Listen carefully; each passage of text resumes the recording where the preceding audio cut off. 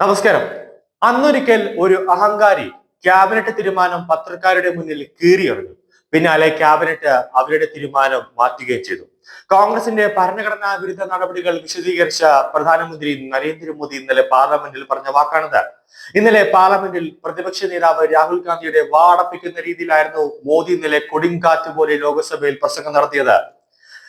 കോൺഗ്രസ് ഭരിച്ചിരുന്ന സമയത്ത് ഇന്ത്യയിൽ ആർക്കൊക്കെ വേണ്ടി എന്തിനൊക്കെ വേണ്ടി ഭരണഘടനയിൽ ഭേദഗതി വരുത്തിയെന്ന് നരേന്ദ്രമോദി ഇന്നലെ അക്കമിട്ട് രാജ്യത്തിന് മുമ്പേ വിളിച്ചു പറഞ്ഞു. അത് മാത്രമല്ല, മോദി ഇന്നലെ പറഞ്ഞത് അർഹതപ്പെട്ട ജനതയ്ക്ക് സംവരണം ഉറപ്പാക്കുമെന്നും മതസംവരണം തടയുമെന്നും അടക്കം 11 പ്രതിജ്ഞകൾ പ്രധാനമന്ത്രി നരേന്ദ്രമോദി ഇന്നലെ രാജ്യത്തിന് മുമ്പാകെ പറഞ്ഞു. ലോക്സഭയിൽ 1.25 മണിക്കൂർ നീണ്ട ഭരണഘടനാ ചർച്ച അവസാനിപ്പിച്ച് സംസാരിക്കുകയായിരുന്നു ഇന്ത്യയുടെ പ്രധാനമന്ത്രി നരേന്ദ്രമോദി. സർക്കാരും പൗരന്മാരും അവരുടെ കടമകൾ പൂർണ്ണമായി നിർവഹിക്കണം. അതോടൊപ്പം എല്ലാവർക്കും ഒപ്പം എല്ലാവരുടെയും വികസനം, അഴിമതിക്കെതിരെ സന്ധിയില്ലാ പോരാട്ടം, നിയമങ്ങളെ പൂർണ്ണമായും അംഗീകരിക്കുക, കൊളോണിയൽ ചിന്തകളിൽ നിന്നുള്ള മോചനവും സമ്പന്നമായ പൈതൃകത്തിലും സംസ്കാരത്തിലുമുള്ള അഭിമാനം, രാഷ്ട്രീയത്തിലെ കുടുംബാധിപത്യത്തിൽ നിന്ന് മോചനം, ഭരണഘടനയെ ബഹുമാനിക്കുകയും രാഷ്ട്രീയ അവസരവാദത്തിന് ഭരണഘടനയെ ഉപയോഗിക്കാതിരിക്കുകയും ചെയ്യുക, നാരീ കേന്ദ്രീകൃത വികസനം, പ്രാദേശികവാദത്തെക്കാൾ രാഷ്ട്രത്തിന്റെ താല്പര്യങ്ങൾക്ക് മുൻഗണന നൽകുക, ഏക ഭാരതം ശ്രേഷ്ഠ ഭാരതം എന്ന സങ്കല്പത്തിനായി പ്രവർത്തിക്കുക എന്നീ പ്രതിജ്ഞകൾ പ്രധാനമന്ത്രി നരേന്ദ്രമോദി ഇന്നലെ ഭാരതത്തിലേക്ക് മുന്നോട്ട് വച്ചിരിക്കുകയാണ്. 2047 സ്വാതന്ത്ര്യത്തിന്റെ 100ാം വർഷത്തിൽ ഭാരത വികസന രാജ്യമായി മാറുന്നതിന് ഇത് ഓരോരുത്തരും ജീവിതത്തിൽ പാലിക്കണമെന്ന് പ്രധാനമന്ത്രി ഇന്നലെ ഭാരതത്തോട് വിളിച്ചു പറഞ്ഞു. ഭരണഘടനയുടെ പവിത്രത കാത്തു സൂക്ഷിക്കുക എന്നതാണ് കർത്തവ്യമെന്ന് അദ്ദേഹം പറഞ്ഞു. രാജ്യത്തിന്റെ ഐക്യത്തിന് വലിയ വിഘാതമായിരുന്ന 370ാം വകുപ്പ് റദ്ദാക്കിയത് NDA സർക്കാരാണെന്ന് ഓർക്കണം. 1996 അധികാരത്തിലെത്തിയിട്ടും ഭരണഘടനയെ ബഹുമാനിക്കുന്നതിനാലാണ് കുതിര കച്ചവടത്തിന് തയ്യാറാവാതിരുന്നത്. 1999 വാജ്പേയി സർക്കാർ അത് തന്നെ പാലിച്ചു. അട്ടിമറിക്ക് തയ്യാറാവാതെ ഒരു വോട്ടിന് പരാജയപ്പെടുത്താനാണ് വാജ്പേയി തീരുമാനിച്ചത്. BJP അധികാരത്തിലിരുന്നപ്പോൾ ഭരണഘടനാ ഭേദഗതികൾ നടപ്പിലാക്കിയത് രാജ്യത്തിന്റെ ഏകതയ്ക്ക് വേണ്ടിയുള്ള നിയമനിർമ്മാണങ്ങളായിരുന്നുവെന്ന് മോദി ഓർമ്മിപ്പിച്ചു.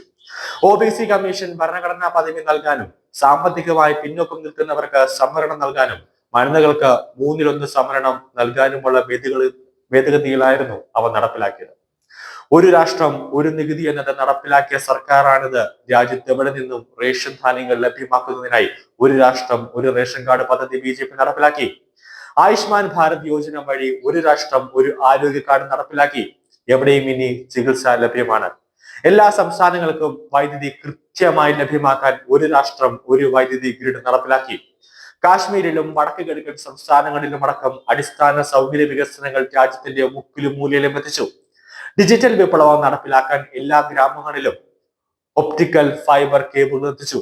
മാതൃഭാഷയിൽ മെഡിക്കൽ എഞ്ചിനീയറിംഗ് വിദ്യാഭ്യാസം പൂർത്തീകരിക്കാൻ സാധിക്കുന്ന തരത്തിൽ പുതിയ വിദ്യാഭ്യാസ നയം BJP സർക്കാർ നടപ്പിലാക്കി. ലോകത്തെ 3ാമത്തെ വലിയ സാമ്പത്തിക ശക്തിയായി ഭാരതം ഉയരുകയാണ്.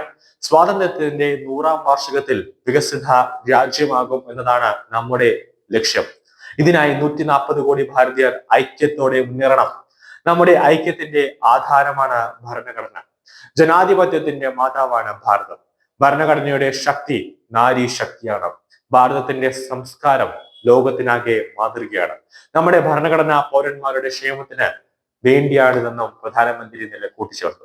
മൊത്തത്തിൽ രാഹുൽ ഗാന്ധിയെ മുന്നിലിർത്തിക്കൊണ്ടാണ് രാഹുൽ ഗാന്ധിയുടെ പാർട്ടി, അതായത് കോൺഗ്രസ്, ഭാരതത്തിൽ ഭരിച്ചിരുന്നപ്പോൾ 2019 അതായത് 2014 മുമ്പ് വരെ ഭാരതത്തിൽ ഭരിച്ചിരുന്നപ്പോൾ ഭരണഘടനയിൽ എന്തൊക്കെ തരികടകൾ കാണിച്ചു, എന്തൊക്കെ രാജ്യത്തിന് എതിരെ പ്രവർത്തിച്ചു എന്നടക്കം മോദി ഇന്നലെ കൊടുങ്കാറ്റ് പോലെ ലോകസഭയിൽ രാഹുൽ ഗാന്ധി എഴുതിക്കൊണ്ട് മുഖത്ത് നോക്കി പറഞ്ഞത്.